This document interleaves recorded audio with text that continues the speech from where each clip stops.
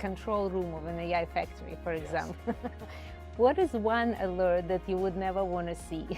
I think it's like any other IT infrastructure, right? I mean, what you're watching for is clearly utilization. You're looking at, since we're talking GPU world, you're looking at token efficiency across the GPU estate.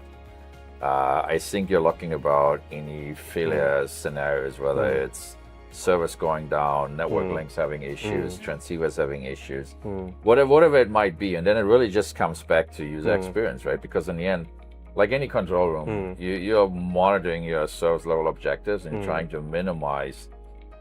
Things are black and white. There are some issues that fall in this gray zone. And the fun one I've seen is like a network flapping. Yep.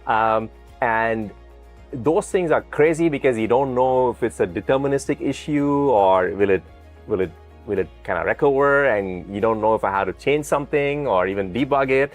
I'm sure you guys have seen this, given you guys live in the networking world.